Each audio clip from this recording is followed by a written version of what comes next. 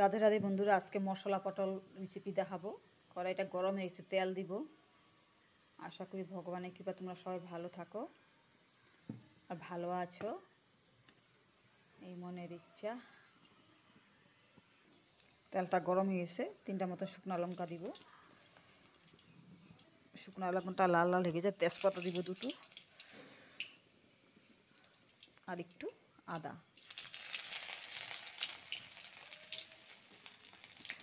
সাথে কয়েকখানা কারি পাতা।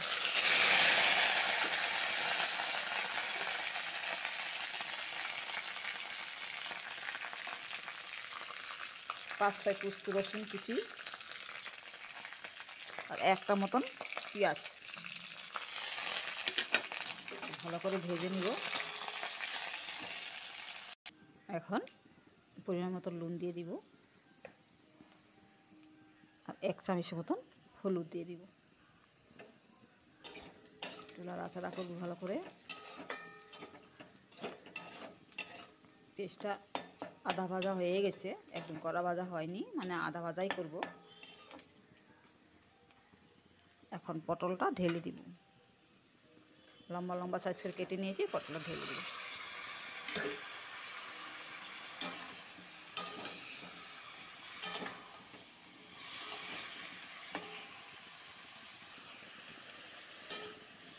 নুন হলুদ ঢালার পরে দেখতে পাচ্ছ বন্ধুরা, একটু জলও বেরিয়ে গেছে। দেখো জল বেরিয়ে গেছে, ভিন্ন করে আর জল দিব না। এখন 2 মিনিট মতন ঢেকে দিব, ভালো করে সিদ্ধ হয়ে যাবে। 2 মিনিট মতন ঢেকে দিব। এখন উঠাই দেখবো, এই দেখো বন্ধুরা, জলটা পুরোভাবে শুকিয়ে গেছে, তেলও বেরিয়ে গেছে।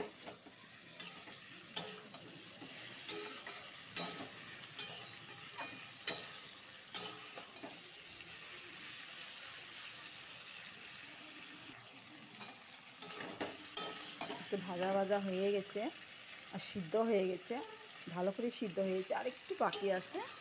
এখন এই দেখো বন্ধুরা, চিকেন মশলা একটু ঢেলে দেব, বেশি দিব না, আধা প্যাকেটের মতন চিকেন মশলা দিব,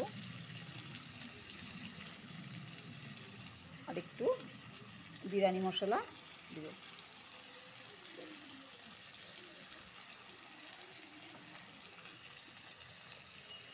আর একটু জিরার গুঁড়া ধনিয়া গুঁড়ো দিব।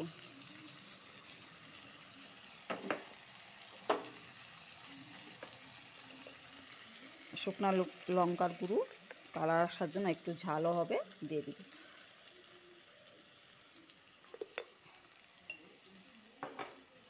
এই মশলাগুলোর সাথে ভালো করে একটু ভেজে নিব। বানিয়ে খাবে, অপূর্ব টেস্টি লাগে পটলের সাথে, মশলা পটল খেতে অনেক দারুণ লাগে।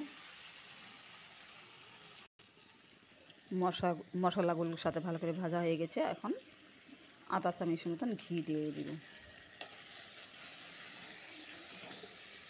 বানিয়ে খাবে, অপূর্ব টেস্টি লাগে, মানে অসাধারণ টেস্টি হয়। আর এমনি গন্ধটা, ঘিয়ের গন্ধটা না বাড়ানোর জন্য একটু সময় ঢেকে রাখবো। ঢাকনাটা খুলবো, বাহ, অসাধারণ গন্ধ বেরিয়েছে। বিরিয়ানি মশলা আর চিকেন মশলা আর ঘিয়ের সাথে আলাদা টেস্টি একটা অপূর্ব লাগে, আর গন্ধটা অনেক সুন্দর বেরিয়েছে। হয়ে গেছে বন্ধুরা, নামাবো।